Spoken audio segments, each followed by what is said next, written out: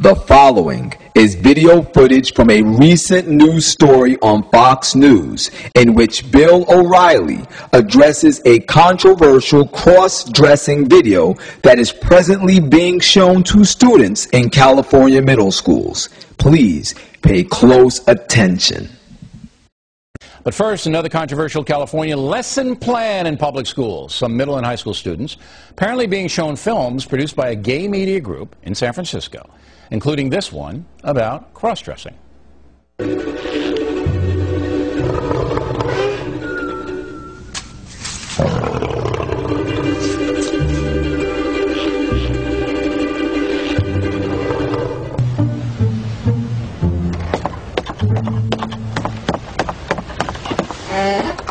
It was an itsy-bitsy teeny-weeny yellow polka dot bikini that she wore for the first time today.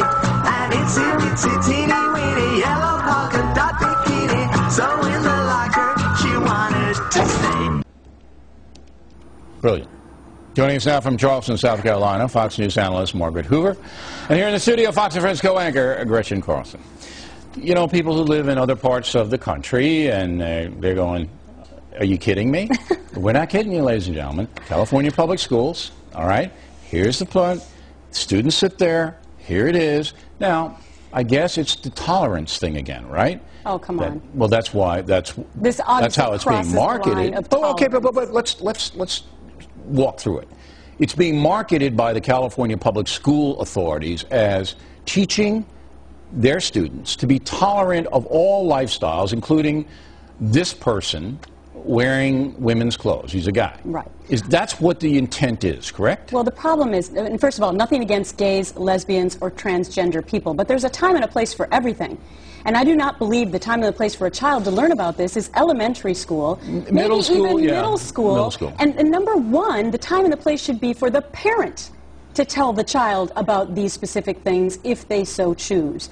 Why is it always that the parent has to opt out of these particular programs at school? And by the way, in this California case, the parents didn't even know about these videos. Yeah, they just dropped down the kids. Can you imagine that? If you're, I don't know how you'd feel about your kids seeing this at school without your knowledge, but I would be outraged. Well, I'm not happy about this at all, Hoover, because, again, it's a social engineering project in the public schools. The parents don't know about it.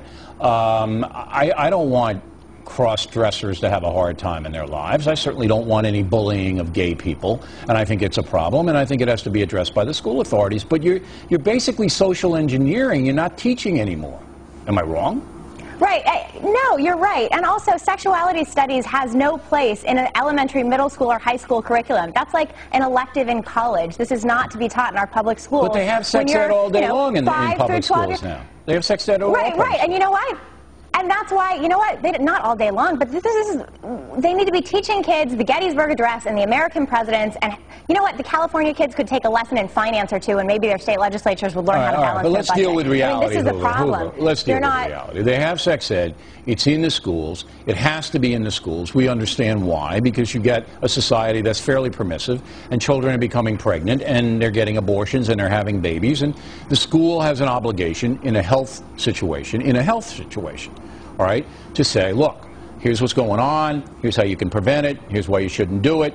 The Congress is going to pass more abstinence money that drives the left crazy, but that's happening. But this, Hoover, this is social engineering. This is basically saying, look, you kids, there are cross-dressers, and you should be accepting of them.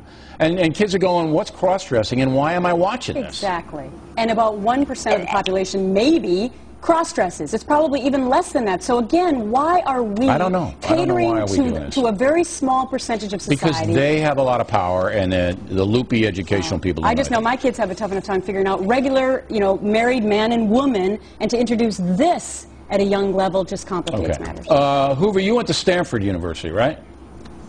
No, I didn't. I went to Bryn Mawr College. Oh, Bryn Mawr in Philadelphia. I thought you went to Stanford. Okay. I did. You went to Stanford. I'm sorry. I got the culture warriors mixed up. It confuses the culture warriors. Yeah, you don't have individual identities. Carlson went there, right? You went to Bryn Mawr. If you have not yet been absolutely brainwashed by the New Age movement spiritualist agenda, then right now you are probably appalled by what you just saw. But what is even more appalling is probably what you didn't see. If you sided with the comments made by Bill O'Reilly, then unfortunately, my friend, you've just been duped. What Bill O'Reilly and his female accomplices just did was apply something which is called the diapraxis, or what is more commonly known as the Hegelian dialectic. The Hegelian dialectic is a very subtle psychological process which can destroy conviction, crumble your conscience, and it can even eliminate every shred of opposition that might exist within you that would make you oppose the exterminating of Christian principles in society. And what is so sick about it is that it is very simple. It is a process which involves three phases, which are thesis, antithesis, and synthesis.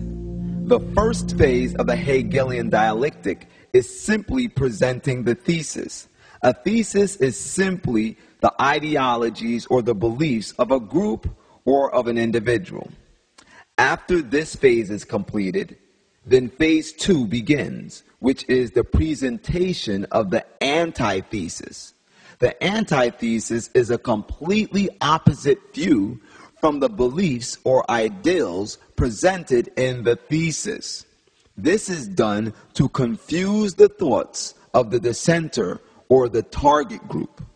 Then, when phase 2 is completed, phase 3 is initiated, which is the presentation of the synthesis.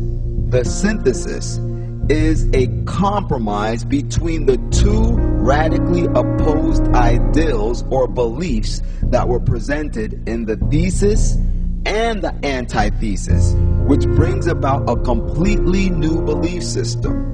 A completely new belief system which is more than readily accepted by the dissenter or the dissenting group, because it relieves the confusion that was on their mind, and unknowingly now they compromise their own belief system. This process is then repeated a number of times until the dissenter or the dissenters finally give up and accept a new belief system without any more dissent at all.